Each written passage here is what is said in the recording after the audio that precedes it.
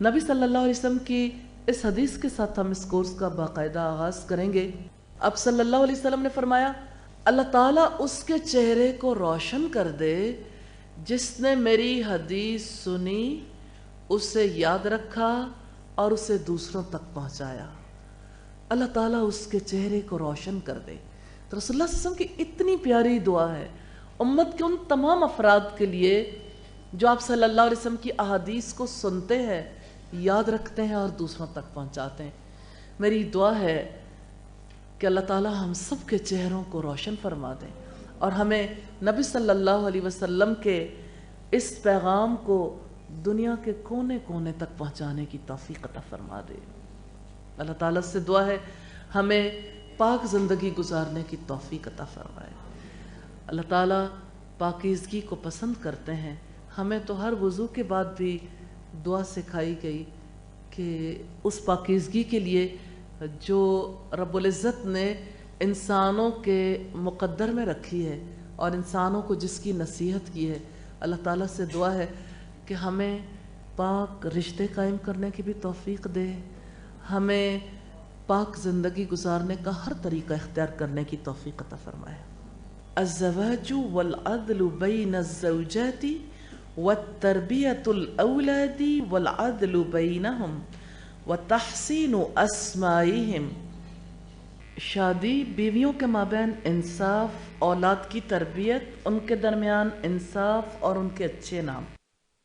پہلی حدیث ہے ان عائشہ قالت قال رسول اللہ صلی اللہ علیہ وسلم النکاح من سنتی فمن لم يعمل بسنتی فلیس منی وتزوجوا فإنی مکاثر بکم الامم ومن کان ذا طول فلینکح ومن لم یجد فعلیہ بالصیام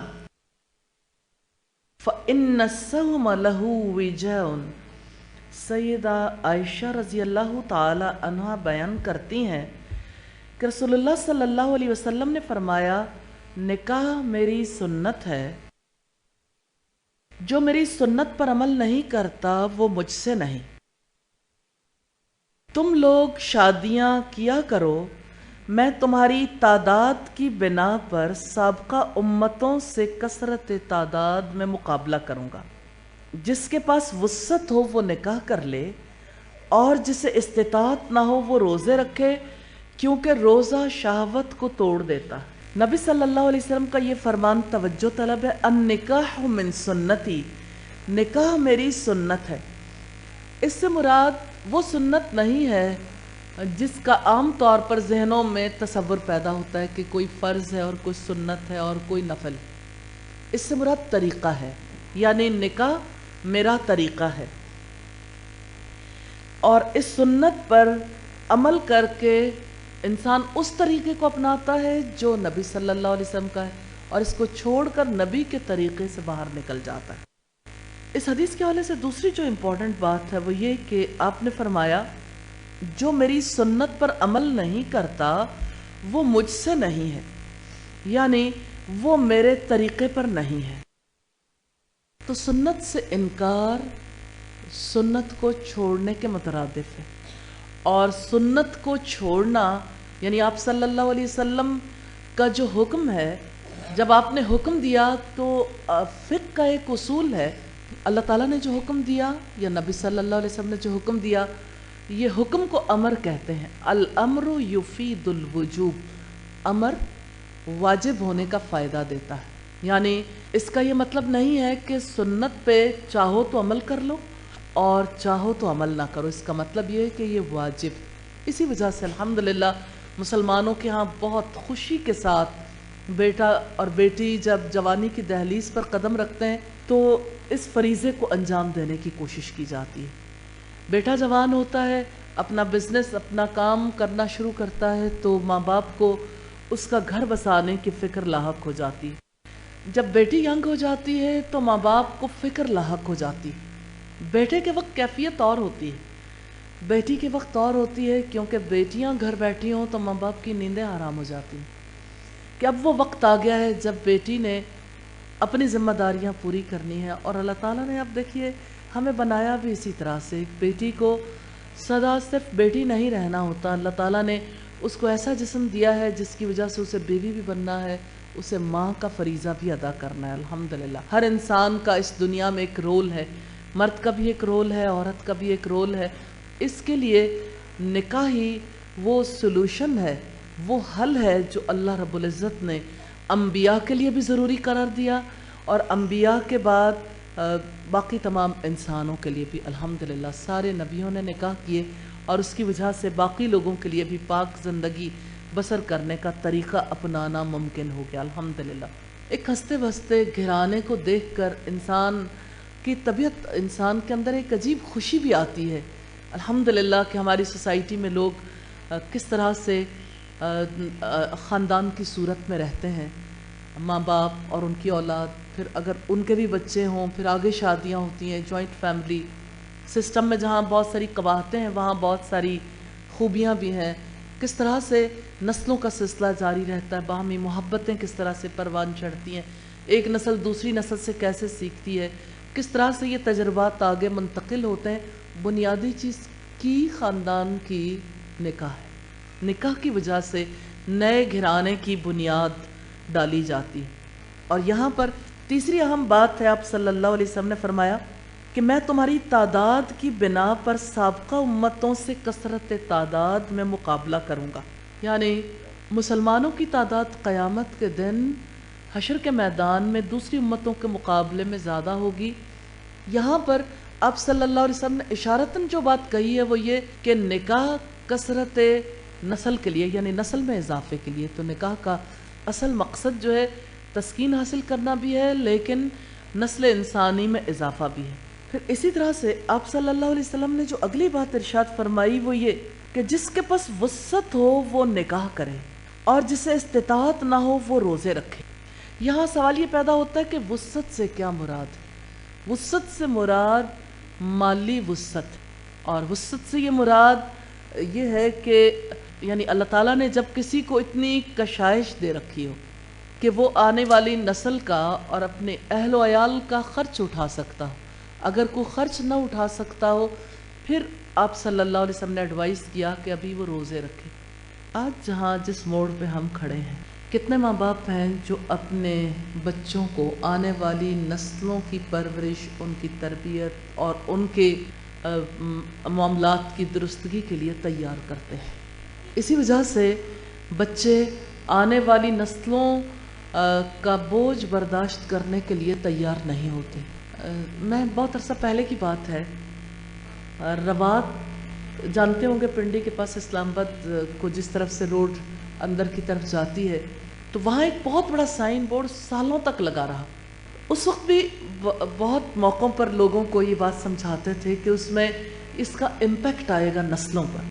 اس میں ایک بہت بڑا ہاتھ بنا ہوا تھا، اور اس پہ یہ کیپشن دیا ہوا تھا کہ آبادی کا بھوت وسائل کو کھا جائے گا۔ تب بھی ہم یہی کہتے تھے کہ آج ہماری نسلوں کو بھوت کے درجے پہ لا کے رکھ دیا۔ آپ جب آج انہیں بھوت بنا کر پیش کرو گے، آنے والے کل میں وہ مزید بھوتوں کو جنم دینے کے لیے تیار ہی نہیں ہوں گے۔ آپ اگر اولاد کی بات بیچ میں سے نکال دیں تو اس رشتے کے مقاصد جو ہے لوگ اگر جائز طریقے سے پورے نہ کریں تو ناجائز طریقے سے پورے کر لیتے ہیں۔ اس کے لیے اور راستے بہت ہو گئے، اتنی کھلی آپشنز ہیں کہ اس کے لیے لوگ پھر اتنی محنت کرنے کے لیے تیار نہیں ہوتے۔ تو آپ صلی اللہ علیہ وسلم نے اس لیے ابتدائی طور پر یہاں یہ فرمایا کہ جس کے پاس وسعت ہو وہ نکاح کر لے، اور جس سے استطاعت نہ ہو وہ روزے رکھے۔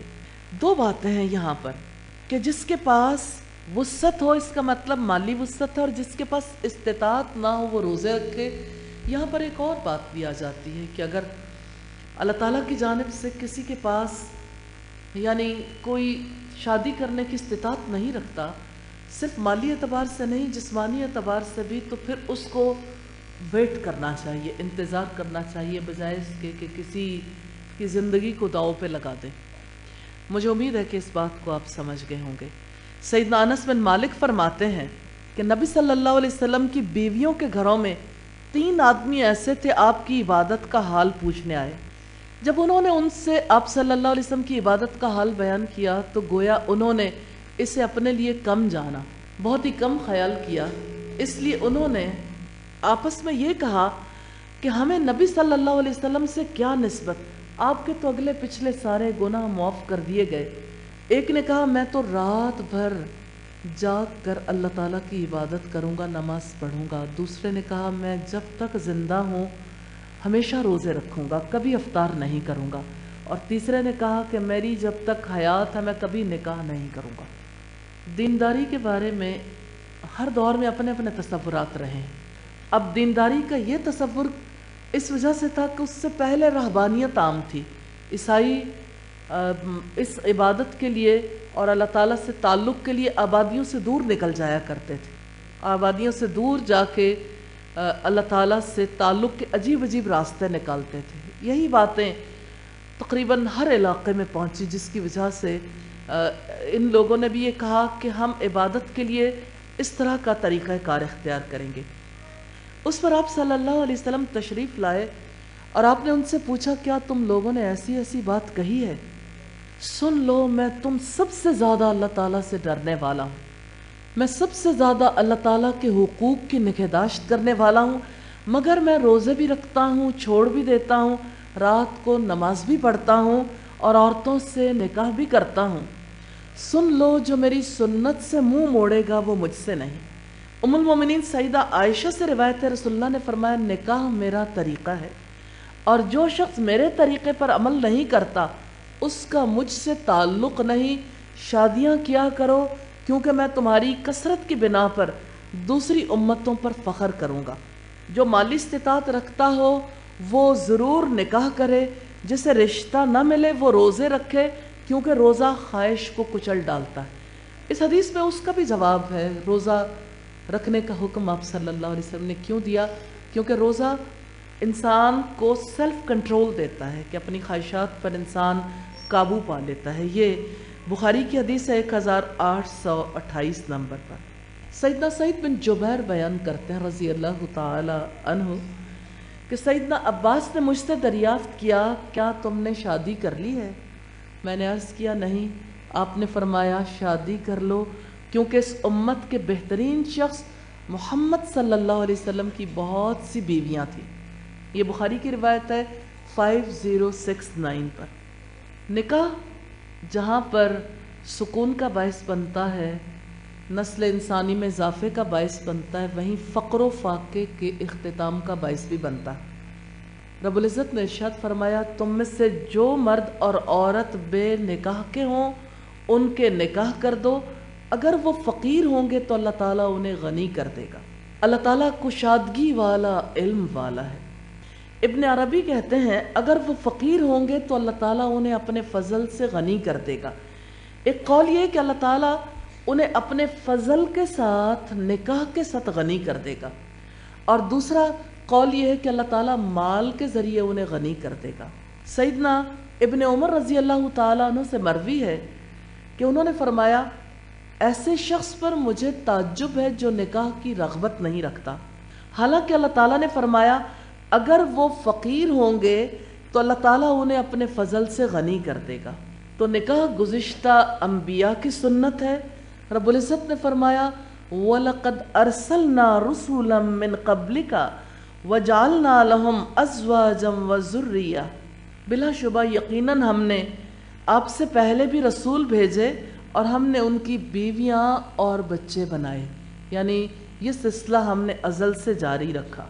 امام شوکانی کہتے ہیں نکاح سنت مؤکدہ ہے، یعنی جس کی بہت زیادہ تاکید کی گئی ہے. کوئی وجہ نہیں ہے کہ اس کی کسی قسم کو مباح بنایا جائے، یعنی یہ بات نہیں ہے کہ اسے آپشنل رکھنا چاہیے. یہ ایسی سنت ہے جس کی تاکید کی گئی، اس لیے نکاح کرنے چاہیے. رسول اللہ صلی اللہ علیہ وسلم نے اس حدیث میں یہ بھی واضح فرمایا جو طاقت نہ رکھتے ہوں وہ ہر قسم کے گناہ میں ملوث ہونے سے بچنے کے لیے، پاک دامن رہنے کے لیے روزے رکھیں. حدیث نمبر 3 ہم دیکھیں گے نکاح میں لڑکی کی رضامندی ضروری ہے. ان ابی موسیٰ رضی اللہ تعالی عنہ अन्नहु समिअ अन्नबिय सल्लल्लाहु अलैहि वसल्लम यक़ूल इज़ा अरादा अर्रजुलु अन युज़व्विजा इब्नतहु फलयस्तअज़िनहा। हज़रत अबू मूसा रज़ी अल्लाहु ताला अन्हो कहते हैं कि मैंने नबी करीम सल्लल्लाहु अलैहि वसल्लम को फरमाते सुना, जब आदमी अपनी बेटी की शादी करे तो पहले उससे इजाज़त ले ले। ये बात बड़ी इम्पॉर्टेंट है। जब बेटी की शादी करे तो पहले उससे इजाज़त ले ले। किस चीज़ की? कि उसका निकाह उसका वली उसका वालिद कर दे या ना करे। हम वक्त गुज़रने के साथ साथ यूँ महसूस करते हैं कि हमने अपनी औलादों को ज़्यादा आज़ादी दे रखी है, लेकिन एक्चुअली अभी भी हम ऐसे मकाम पर हैं जहाँ पर बेटी से इजाज़त लेने का मामला काफ़ी बड़ी तादाद में यूँ समझा जाता है कि शायद ये दीन के मुनाफी है या फैमिली वैल्यूज़ के मुनाफी है। नबी सल्लल्लाहु अलैहि वसल्लम का फरमान हक़ पर मबनी है। जैसे निकाह करना हक़ है, इसी तरह से लड़की की इजाज़त तलब करना भी हक़ है। इससे आप अंदाज़ा लगाइए कि इस्लाम एक औरत को कितना बड़ा राइट देता कि उसका वालिद जिसने सारी ज़िंदगी परवरिश किया, परवान चढ़ाया, जो उसके बारे में बेहतर डिसीजन कर सकता है, इंडिपेंडेंटली डिसीजन नहीं कर सकता, उसकी इजाज़त के बगैर डिसीजन नहीं कर सकता। अजीब माहौल है हमारा कि को एजुकेशन में बेटियां पढ़ें, जैसे भी यानी उनके ताल्लुकात हों, मामलात हों, नेट पे मुख्तलिफ़ तरह के सोशल मीडिया पे चैट के ज़रिए से, लेकिन अगर कोई लड़की के निकाह का मौका आता है और घर वालों के सामने ये बात आती है कि फ़लाँ तरफ लड़की की रग़बत है, तो सबसे ज़्यादा घर वाले ही रुकावट बन जाते हैं। ठीक है, जो भी हुआ, लेकिन निकाह तो में हमारी मर्ज़ी के मुताबिक ही करना होगा। इस लिहाज से इस चीज़ की तरफ तवज्जो करने की ज़रूरत है। बात यह है कि ये रिश्ता निकाह है और अल्लाह रब्बुल इज़्ज़त ने इसे ऐसा रिश्ता करार दिया। मिसाल कैसी है? हुन्ना लिबासुल लकुम व अंतुम लिबासुल लहुन। तुम उनके लिए लिबास हो, वो तुम्हारे लिए लिबास है। यानी जैसे कपड़ा आपके करीब होता है और आपके जिस्म को ढांपता है और आपको हुस्न देता है, इसी तरह से ये रिश्ता भी ऐसा ही है। तो इतना क्लोज जहाँ पे ताल्लुक़ हो, अगर दिल ना मिलते हों, तो ऐसी सूरत में अगर औरत की कोई रग़बत ना हो तो उस पर इम्पोज नहीं किया जा सकता। नबी सल्लल्लाहु अलैहि वसल्लम ने फरमाया कि जब आदमी अपनी बेटी की शादी करे तो पहले उससे इजाज़त ले ले। सवाल ये पैदा होता है कि ये इजाज़त किस तरह से ली जाएगी। नबी सल्लल्लाहु अलैहि वसल्लम का तरीक़ाकार अगर हम देखें तो आप सल्लल्लाहु अलैहि वसल्लम किसी भी लड़की से, यानी पर्दा जो ख़वातीन के और आपके दरमियान होता था, आप बच्ची को बुलाते थे और यूँ कहते थे कि यानी उस मर्द का नाम लेके जिसके साथ या उस लड़के का जिसके साथ निकाह करना होता था कि फ़लाँ ने इस तरह से ज़िक्र किया था। तो अगर लड़की खामोश हो जाती, कंवारी होती, खामोश हो जाती, तो उसकी खामोशी को नीम रजामंदी समझा जाता। और अगर वो यानी शादीशुदा होती तो फिर वो मुंह से इकरार करती तो उसी इकरार को उसकी रजामंदी करार दिया जाता। तो दोनों में फ़र्क है। गैर शादीशुदा लड़की जो है वो अगर सिर्फ खामोश रह जाए, यानी मुशक्क़त के साथ नहीं। मैं समझती हूँ आज हमारा दौर काफ़ी चेंज हो गया। ऐसा नहीं है कि लड़कियाँ इजहार ना कर सकें, लेकिन फिर भी सोसाइटी के अंदर हर तरह के लोग मौजूद होते हैं और इस्लाम तो हर तरह के लोगों के लिए गाइडलाइन देता है। रसूलुल्लाह सल्लल्लाहु अलैहि वसल्लम ने इतनी प्यारी बात कही, अल्फाज का इतना खूबसूरत इंतखाब है कि आपने फरमाया कि जब आदमी अपनी बेटी की शादी करे तो पहले उससे इजाज़त ले ले, यानी जिसने रहना बसना है उससे इजाज़त लेनी ज़रूरी है। और अगली हदीस भी इसी हवाले से है और बहुत ही खूबसूरत बातचीत है इस हवाले से भी। अन आयशत मरफूअन, ये हदीस नंबर 4 है। हज़रत आयशा बयान करती हैं कि नबी सल्लल्लाहु अलैहि वसल्लम ने फरमाया, इस्तअमिरुन निसा फ़ी अब्ज़ाइहिन्न क़ील फ़इन्नल बिक्र तस्तही अन तकल्लम क़ाल सुकूतुहा इज़्नुहा حضرت عائشہ بیان کرتی ہیں کہ آپ نے فرمایا عورتوں سے ان کے جسموں یعنی ان کے نکاح کرنے کے بارے میں مشورہ کرو۔ کہا گیا کہ کنواری عورت تو بات کرنے سے شرماتی ہے، اس سے مشورہ کیسے کیا جائے؟ آپ نے فرمایا اجازت طلب کرتے وقت اس کا خاموش رہنا اس کی اجازت ہے۔ تو بالغ بیوہ مطلقہ عورت کا نکاح باپ دادا اس کی مرضی کے بغیر نہیں کر سکتے، کنواری سے اجازت لی جائے گی۔ اجازت اور رضامندی دونوں میں فرق کیا ہے؟ اجازت کا مطلب تو یہ کہ اگر وہ خاموش بھی رہی تو اس کو بھی قبول کر لیا جائے گا، لیکن رضامندی کا مطلب یہ ہے کہ اگر کوئی طلاق یافتہ عورت ہے یا بیوہ ہے تو ایسی عورت جب تک منہ سے نہیں کہے گی اس وقت تک جبری طور پر اس کا نکاح کسی اور سے نہیں کیا جا سکتا۔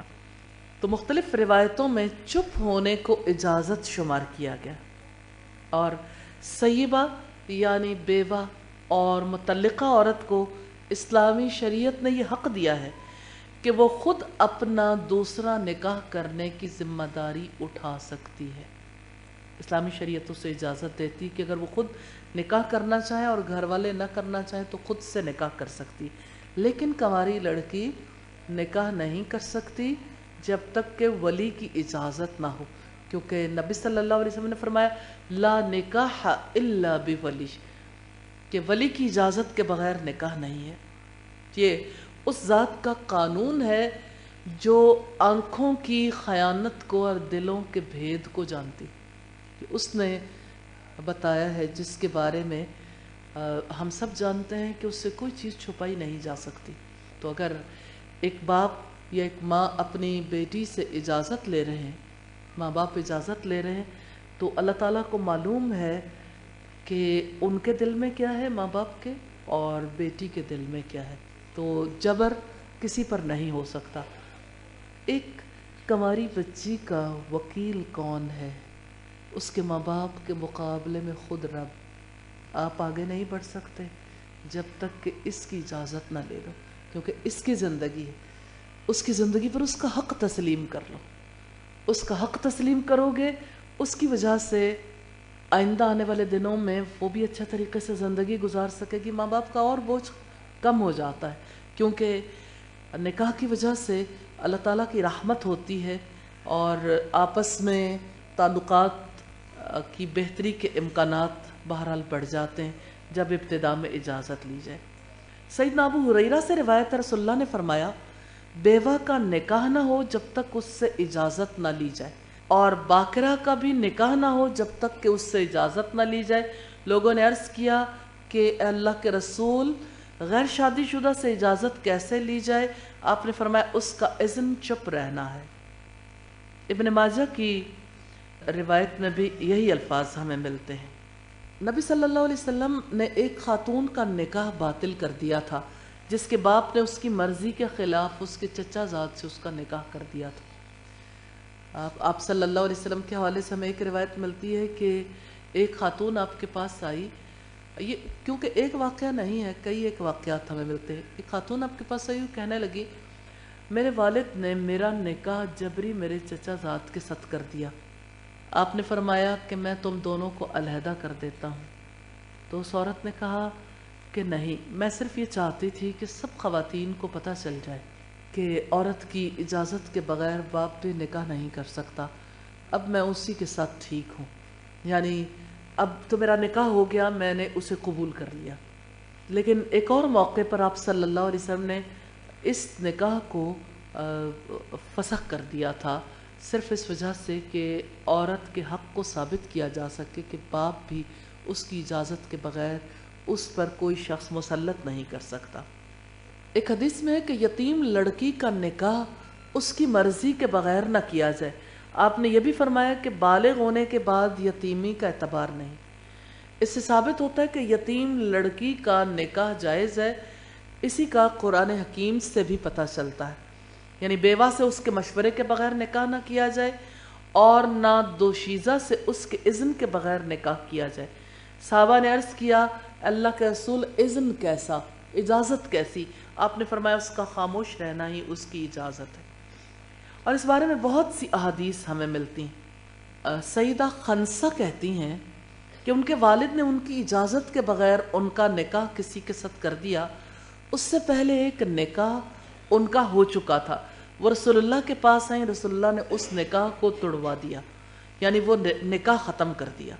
حدیث نمبر 5 ہے ان عدی بن عدی الکندی ان ابیہ مرفوعا اشیروا علی النساء فی انفسہن فقال ان البکر تستحیی یا رسول اللہ قال السیب تعرب عن نفسها بلسانها والبکر رداها سماتها۔ عدی بن عدی کندی اپنے باپ سے روایت کرتے ہیں کہ رسول اللہ نے فرمایا عورتوں کا نکاح کرتے وقت ان کے نفسوں کے بارے میں ان سے مشورہ کیا کرو۔ کسی نے کہا اے اللہ کے رسول کنواری لڑکی تو شرماتی ہے، اس سے مشورہ کیسے کیا جائے؟ آپ نے فرمایا بیوہ تو اپنے بارے میں خود وضاحت کر دیتی ہے اور کنواری کی رضامندی اس کا خاموش رہنا۔ بات یہ ہے کہ جو جھجک ایک ان میرڈ لڑکی میں ہوتی ہے وہ شادی شدہ زندگی گزار لینے والی عورت میں نہیں ہوتی۔ اس وجہ سے شادی شدہ عورت کو اختیار بھی دیا گیا کہ وہ اپنا نکاح کر سکتی ہے، اور جہاں تک اس کا تعلق ہے کریں گے تو اس کے ولی ہی، لیکن سم ٹائمز ایسا ہوتا ہے کہ ولی نکاح نہیں کرنا چاہتے کہ آپ کے بھی بچے چھوٹے ہیں یا بھی آپ کا ٹھیک ہے اب جیسے بھی ہو گیا اللہ کی مرضی، اب طلاق ہو گئی یا کوئی بیوہ ہو گئی کہ اب تم شرافت کے ساتھ زندگی اسی طرح سے گزارو۔ ہمارے خاندان میں تو اسی طرح سے یعنی خواتین کو اپنی زندگی گزارتے ہم نے بھی دیکھا، اور آپ کو بھی ایسی گزارنی چاہیے۔ ایسی خاتون اگر نکاح کرنا چاہتی تو اسلام اس کے راستے کی رکاوٹ نہیں، کہ ولی نہیں چاہتا تو وہ نکاح کر سکتی ہے۔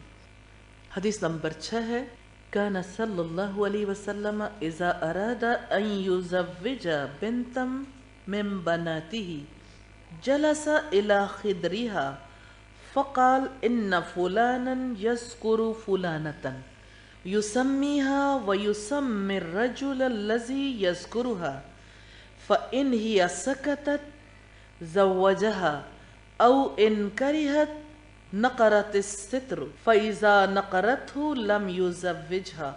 روي من حديث عائشة وأبي هريرة وابن عباس وأنس بن مالک۔ رسول اللہ صلی اللہ علیہ وسلم جب کسی بیٹی کی شادی کرتے تو اس کے پردے کے پاس بیٹھ کر اجازت لینے کے لیے فرماتے فلاں آدمی فلاں عورت کا تذکرہ کر رہا تھا، ان دونوں کا نام بھی لیتے، اگر وہ خاموش رہتی تو اس کے ساتھ اس کی شادی کر دیتے، اور اگر وہ ناپسند کرتی تو پردہ گرا دیتی تھی۔ جب وہ پردہ گرا دیتی تھی تو آپ صلی اللہ علیہ وسلم اس مرد سے اس کی شادی نہ کرتے۔ یہ حدیث حضرت عائشہ، حضرت ابو ہریرہ، عبداللہ ابن عباس، حضرت انس بن مالک رضی اللہ عنہم سے مروی ہے۔ ان میرڈ لڑکی کا ایک انداز، ایک سمبل ہے پردہ گرا دینا، جس سے پتہ چل جاتا تھا کہ ارادہ نہیں ہے۔